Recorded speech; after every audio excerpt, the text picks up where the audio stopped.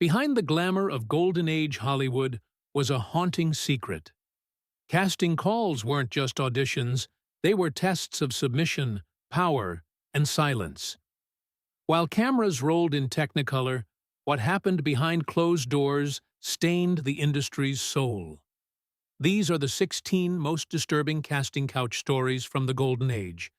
Tales of fame earned through fear, manipulation, and sacrifice.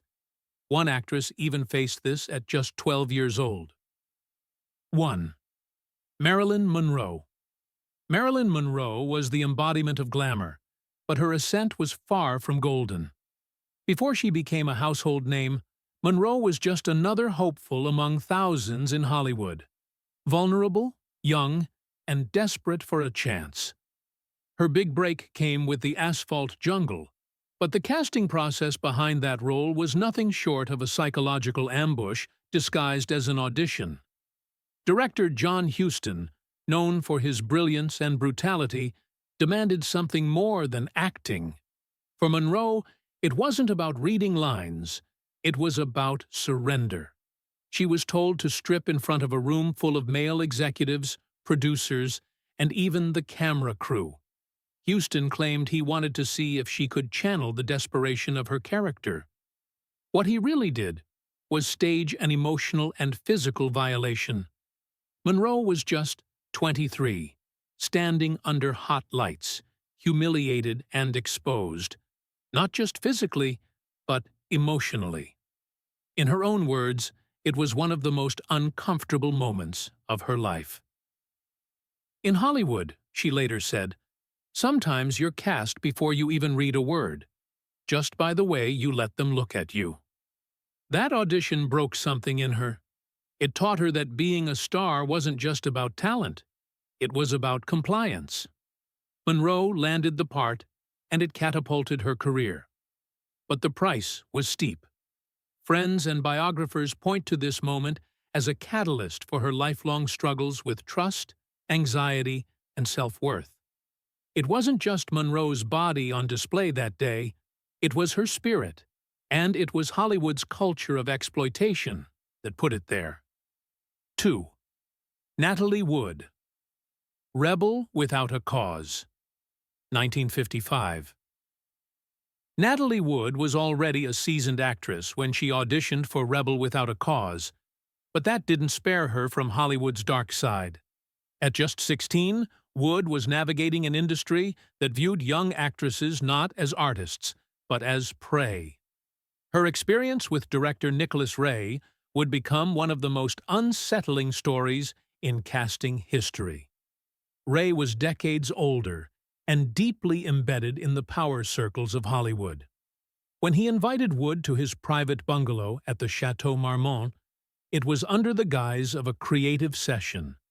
But what followed blurred the line between artistic exploration and calculated grooming. Ray questioned Wood about her personal life, her relationships, and her desires, delving into topics no minor should have to entertain with a grown man. He framed it as method direction, claiming he needed to understand her to unlock the role of Judy. But in reality, he was stripping away her defenses. The formal auditions were no better. Wood was pushed into emotionally exhausting scenes, crying, breaking down, and confronting older male actors in intimate, unsupervised settings. One friend recalled her running into a bathroom and sobbing uncontrollably after one particularly cruel test. Hollywood praised her vulnerability in the final film, but few knew that her rawness wasn't a performance. It was pain extracted by manipulation. The scars from that casting call would stay with Wood for life. Her story is a tragic example of how Hollywood manufactured brilliance at the cost of its performers' mental well-being. It wasn't acting, it was survival. 3. Joan Collins, Cleopatra, 1960s. Joan Collins was young, poised, and destined for greatness. When 20th Century Fox launched its global search for Cleopatra, Collins was a clear frontrunner. She prepared relentlessly, lines memorized, dialect perfected. But when she walked into the producer's office, she discovered that talent wasn't the currency being tested. According to Collins's own memoirs, the studio was never looking for just an actress. They wanted submission. Behind closed doors, she was invited to private meetings where the script was left untouched, and the real audition began. It was the infamous casting couch ritual, where power was dangled like a carrot, and exploitation wore a producer's smile. She refused. She drew a line, but the consequences were immediate. Whispers began labeling her difficult and uncooperative. Studio bosses quietly removed her from consideration. The role went to Elizabeth Taylor, and Collins, despite her professionalism, was made to feel disposable. Her story reveals a disturbing truth, that in Golden Age Hollywood, sometimes the decision wasn't made in the audition room, but in the producer's office with the door closed. And the bravest thing a woman could do was say no. 4. Dorothy Dandridge, Carmen Jones, 1954. Dorothy Dandridge broke barriers as the first black woman nominated for Best Actress, but the road to that moment was riddled with betrayal and objectification. When she auditioned for Carmen Jones, she wasn't just tested for talent. She was put on display. Dandridge was made to perform dramatic, sensual scenes before a room of white male executives who viewed her less as an actress and more as an exotic curiosity. They scrutinized not just her performance, but her skin tone, body, and marketability. Some questioned whether mainstream America could accept her, not for her acting, but for who she was. She endured invasive questions about her racial background and was repeatedly offered roles steeped in stereotype. If she pushed back, she was labeled difficult. But the most humiliating part was knowing that many of her auditions were theater, tokenism disguised as opportunity. Roles were often pre-assigned to white actresses, while Dandridge was paraded for show. Even when she won the role of Carmen, it came at a cost. The emotional toll of those auditions lingered for years. Friends and biographers described how she had to steel herself before every casting call, knowing her dignity would be tested again and again. Dorothy Dandridge wasn't just auditioning for roles, she was fighting for humanity in a system built to deny it. 5. Judy Garland, The Wizard of Oz, 1939. To the world, Judy Garland was the darling of Oz. But behind her wide-eyed innocence was a studio system that exploited her from the very beginning. Garland's casting process wasn't a single moment. It was a campaign of control that began the day she won the role and didn't end until the cameras stopped rolling. At just 16, Garland was already considered a studio veteran. But for The Wizard of Oz, MGM decided she needed to become Dorothy in every way. Physically, emotionally, and mentally. Louis B. Mayer, head of MGM, personally ordered her transformation. Crash diets, corsets to suppress her developing figure, and a regimen of prescription pills. Pep pills kept her alert and rail-thin. Barbiturates forced her to sleep. Judy was chemically managed like a product. She was weighed daily. Her meals were rationed to chicken broth and black coffee. Her nose was reshaped with prosthetics to appear cuter. She wore a rubberized corset to hide her curves. And still, she was told she wasn't perfect enough. This was less a casting process and more a full-body re-engineering, carried out by men twice her age who never saw her as a teenage girl, only as a commodity. Garland would later recall in interviews that they had us all on drugs.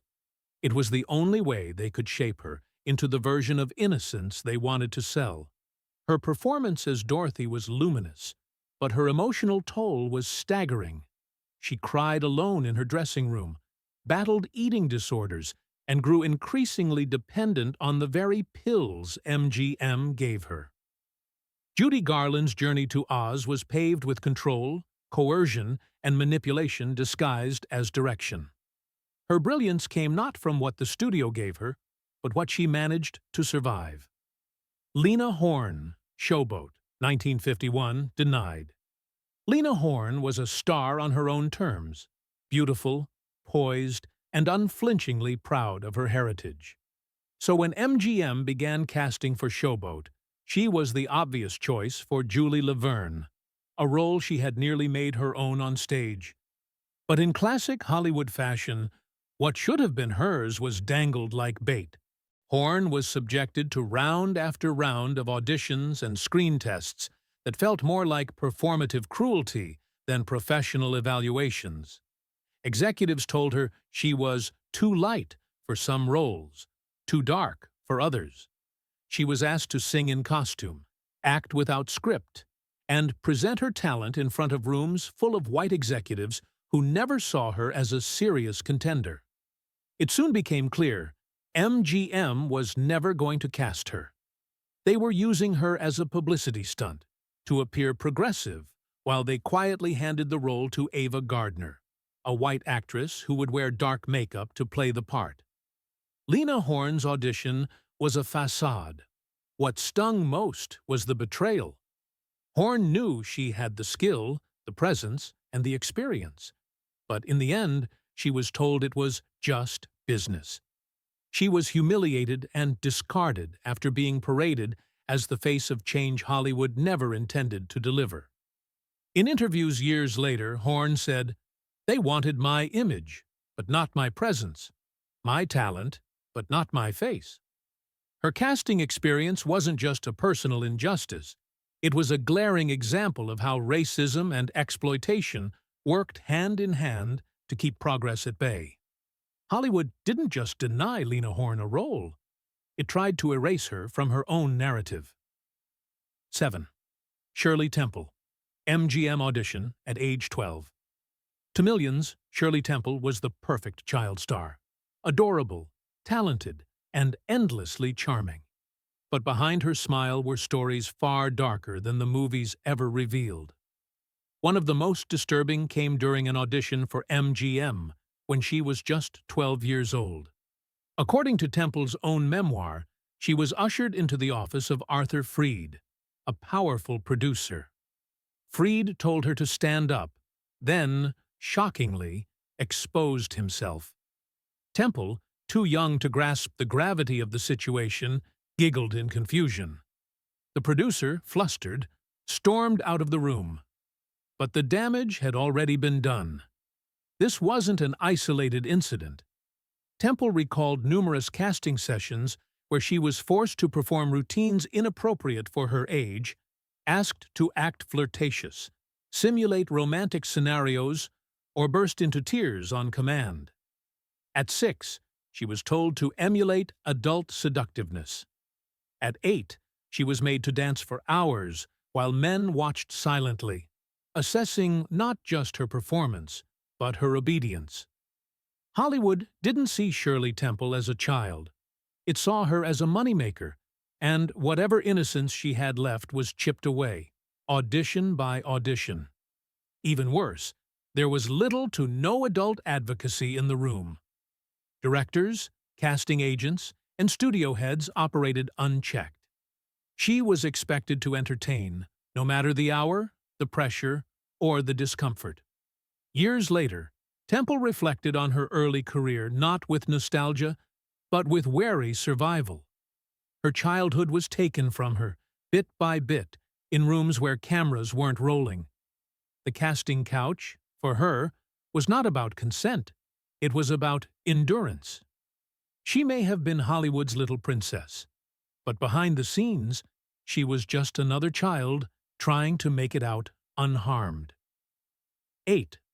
Scarlett OHara casting. Gone with the Wind, 1939.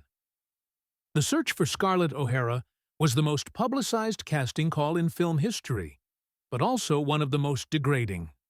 Producer David O. Selznick turned what should have been a professional process into a grotesque spectacle. More than 1,400 actresses were invited to audition. But the experience wasn't about talent, it was about humiliation.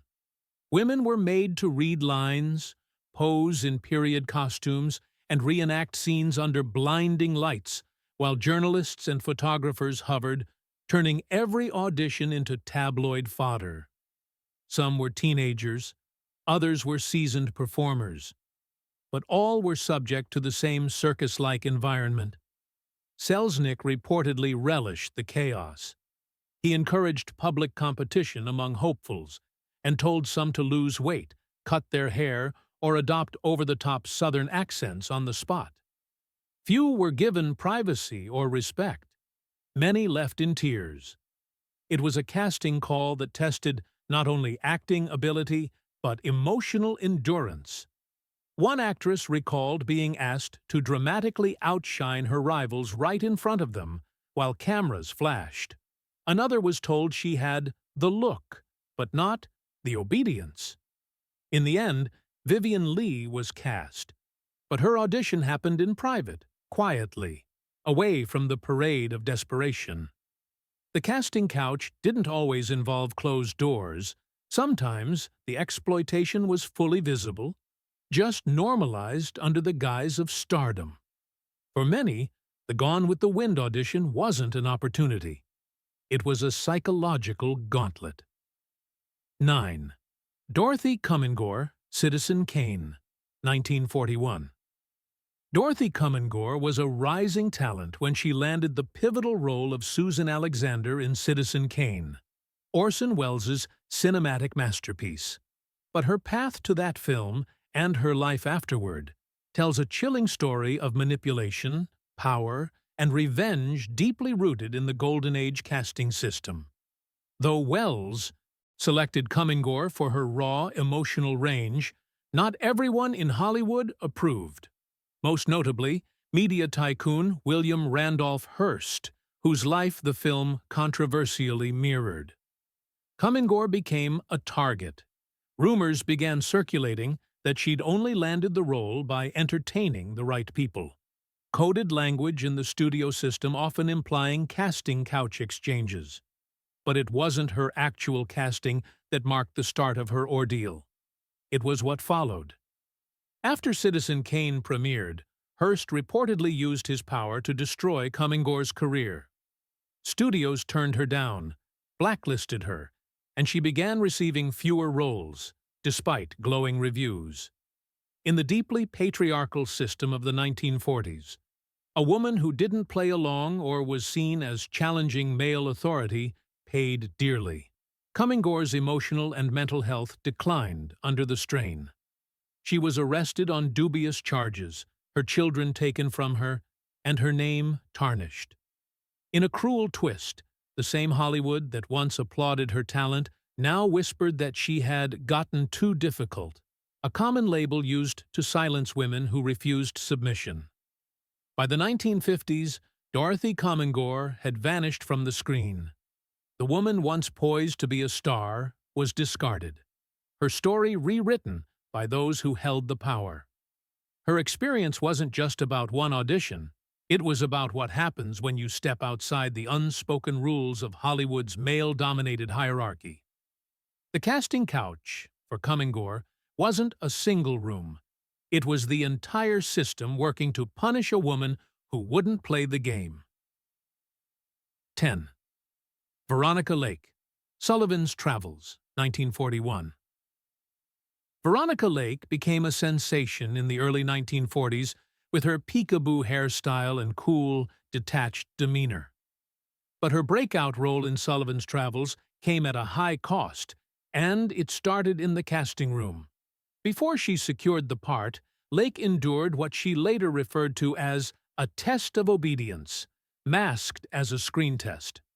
Director Preston Sturges, known for his demanding nature, wanted a leading lady with edge, but also one who wouldn't resist his methods. Lake's audition process stretched over weeks, and it wasn't just her acting being evaluated. Studio insiders whispered that Lake was invited to multiple closed-door meetings with both Sturgis and Paramount executives, where she was told to prove she could be more than just pretty. These euphemisms weren't lost on her. She played along, but with caution. Lake reportedly dodged several casting couch propositions by feigning ignorance or redirecting attention to her work ethic. Still, the pressure was enormous. Being too assertive could cost her the role. Being too compliant could cost her self-respect. Even after winning the part, Lake described feeling constantly watched, evaluated not just for performance, but for submission. She was praised for her cool on-screen persona, but in reality, it masked a young woman constantly guarding herself from predatory advances disguised as mentorship. Her relationship with Sturgis became strained, and while she turned in an iconic performance, the stress marked the beginning of a career filled with tension. Veronica Lake's beauty made her a star, but it also made her a target. She once remarked, "You're only as good as the last man you pleased." Lake's casting story reveals a deeper truth, that in Hollywood, boundaries weren't just blurred, they were erased, and actresses had to constantly navigate an industry that tested not just their talent, but their willingness to say no. 11. Ingrid Bergman. Intermezzo, 1939. Ingrid Bergman arrived in Hollywood with a reputation for talent and integrity, but even she wasn't immune to the unspoken rituals of studio power. When she was brought over from Sweden to star in Intermezzo, David O. Selznick took credit for discovering her. What followed was a casting process that doubled as an attempt at control. Selznick presented himself as Bergman's mentor, but biographers suggest his attentions quickly crossed into obsession. He insisted on managing everything: her appearance, her language lessons, even her social outings. Selznick reportedly arranged for a series of private tests in which Bergman was instructed to adjust her makeup, posture, and accent, not by coaches, but by male executives with no background in performance. She was repeatedly called in after hours, often without clear purpose. While there's no confirmed physical incident, the implication was ever present. Her future success depended on her ability to accommodate Selznick's increasingly possessive behavior. Bergman, ever poised, kept the dynamic professional. But she knew the cost of resistance. Behind her luminous debut in Intermezzo was a woman who had to fiercely defend her dignity against the suffocating grip of studio expectations. Even after becoming a major star, she remained wary of the way men in power could dress up control as mentorship. Her later scandal, an affair with director Roberto Rossellini, was used by Hollywood to destroy her image. Selznick and other producers branded her immoral and ungrateful. Bergman was exiled from American cinema for years. Ingrid Bergman's casting couch story wasn't just about lewd propositions. It was about how the industry groomed women for obedience under the guise of grooming them for greatness. Her quiet resistance makes her legacy even more powerful. 12. Bette Davis. Early Warner Brothers. Years. Bette Davis was never the studio's idea of a bombshell, but she was brilliant, and that threatened the system. When she arrived at Warner Brothers, she was expected to conform, not just to the roles, but to the men who assigned them.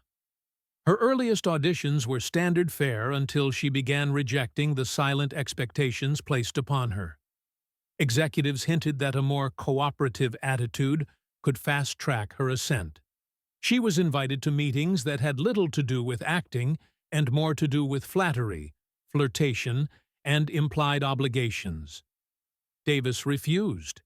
She once recalled a casting where a producer ran his hand along her back as she read her lines. When she didn't flinch, he pressed further, asking if she understood what this business really takes. She did, and she wasn't interested. Her refusal made her unpopular in certain circles. She was passed over for lead roles and publicly criticized by executives as cold and hard to work with. But Davis never backed down. She fought for better scripts, refused roles she found demeaning, and even sued Warner Brothers to escape what she called creative bondage. While she lost the lawsuit, she won the war. Davis's defiance helped redefine the actress's place in Hollywood, not as a pawn, but as a player. Her early casting couch encounters didn't break her. They built the legend. She later said, "I survived because I was too damn stubborn to be anything but myself." In an era where many gave in to survive, Bette Davis made the industry bend to her will. 13 Women, 1932. Peg Entwistle is often remembered as the tragic actress who leapt from the Hollywood sign. But before her death became a cautionary symbol, her journey to stardom, and the disturbing casting experience that followed, was a bleak window into how Hollywood consumed hope and left only despair. Entwistle was a classically trained stage actress, admired for her nuanced performances on Broadway. When she arrived in Hollywood, she was filled with promise. RKO Pictures offered her a contract, and she was cast in 13 Women, a thriller that seemed destined to launch her film career. But her time at RKO was riddled with manipulation. Entwistle found herself increasingly pressured to conform to the studio's expectations, not just in appearance, but in conduct. Insiders later suggested she had been invited to social dinners with producers and executives where veiled offers of career advancement were made. These weren't creative meetings. They were auditions of another kind. Entwistle refused to compromise her principles. Her scenes were cut down. Promotional efforts for her debut vanished. She was eventually dropped from the studio. At just 24, the roles dried up. The promise dimmed. Her letter to family before her death mentioned her shame at failing in Hollywood, a failure that had less to do with talent and more to do with her unwillingness to play the unspoken game. Her casting couch experience wasn't scandalous in the tabloid sense. It was the slow erosion of opportunity when a woman says no. Entwistle's final act, jumping from the letter H of the iconic Hollywood sign, remains one of the darkest reminders of what the system cost those who resisted exploitation. She didn't just fall from grace. She was pushed, quietly, by an industry that had no place for integrity. 14. Rita Hworth, Gilda, 1946. Rita Hworth, known for her sizzling performance in Gilda, was once described as the ultimate femme fatale. But the fire on screen masked a woman burned repeatedly by Hollywood's casting couch culture. Born Margarita Cancino, Hworth's transformation was orchestrated by Columbia Pictures head Harry Cohn. He changed her name, dyed her hair red, and subjected her to painful electrolysis to raise her hairline. But the physical transformation was only part of her indoctrination. Cohn controlled her image, her relationships, and her roles with a grip more suited to a tyrant than a mentor. Insiders claimed that Cohn used the casting process as a pretext to lure young women into his office, and Hworth was no exception. While never publicly naming him, Hworth hinted at deeply uncomfortable encounters in her early years. Auditions where the line between professional evaluation and personal intrusion vanished. She often said, "Men fell in love with Gilda, but woke up with me." That line wasn't just about fame, it was about the detachment she developed to survive the industry's appetite for fantasy and submission. Her casting in Gilda made her a star, but it also cemented a role she could never escape. She was expected to perform sensuality, not just on camera, but in every room she entered. Behind the screen tests and studio lights was a woman constantly resisting the commodification of her own body. Rita Hworth wasn't just cast in roles, she was cast into a mold. and the trauma of that identity lingered. Her later life was marked by failed marriages, depression, and early-onset Alzheimer's. But the greatest tragedy may be that her real self, the woman behind the legend, was buried beneath the role that the casting couch helped write. 15. Barbara Payton, Kiss Tomorrow, Goodbye. 1950. Barbara Payton's story is perhaps the most devastating arc of a Hollywood downfall. A talented actress with raw charisma, Payton burst onto the scene with Kiss Tomorrow, Goodbye, opposite James Cagney. But behind her rise was a casting process laced with manipulation, seduction, and destruction. Payton was considered too wild by studio standards, a label that followed any actress who didn't play by the rules. Her beauty opened doors, but those doors often led to rooms where scripts were optional and propositions were not. Insiders claimed that Payton was passed around at studio parties long before she landed major roles. It wasn't just networking, it was the casting couch on full display. When she was cast in Kiss Tomorrow, Goodbye, it was said not to be the result of screen tests, but of her relationships with powerful producers who promised her a breakthrough. The performance was strong, but Payton never got the credit. Instead, gossip columns focused on her off-screen life, her romantic entanglements, and her refusal to be controlled. She spiraled. Studios stopped returning calls. Her image, now tainted by scandal, became unbankable. By her early 30s, Payton was struggling to find work, turning to low-budget films and public appearances to stay afloat. Eventually, she descended into addiction, poverty, and prostitution. Her final years were haunting. Arrests, mugshots, isolation. She died at 39, almost unrecognizable from the starlet who once shared the screen with Cagney. Payton's story isn't just about a career gone wrong, it's about what happens when a woman is used up and discarded by a system that only valued her body, never her soul. The casting couch gave her a chance, and then it took everything away. 16. Humphrey Bogart, The Petrified Forest, 1936. Humphrey Bogart's story is often told as one of triumph, a stage actor who clawed his way into cinematic legend. But the path to the Petrified Forest, his breakout film role, included a grueling and humiliating casting gauntlet that revealed Hollywood's manipulative core, even for male actors. Though Bogart had already played the part of Duke Manty on Broadway to acclaim, Warner Brothers remained unconvinced. The studio forced him into a series of draining screen tests, each designed less to evaluate talent and more to assess submission. He was tested under harsh lights, in exhausting back-to-back scenes, and was pitted against more marketable actors like Edward G. Robinson. At times, it felt like psychological warfare. The subtext was clear. If Bogart wanted the role, he had to endure degradation. Rumors swirled that studio executives enjoyed watching the famously proud actor sweat. Some speculated the tests were designed to break him, to see if he'd beg, compromise, or fail. He never did.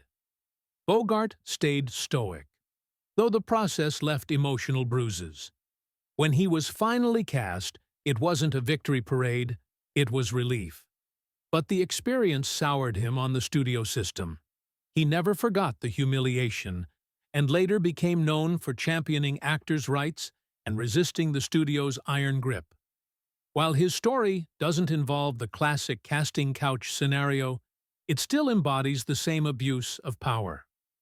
Bogart's dignity was tested, not through seduction, but through domination.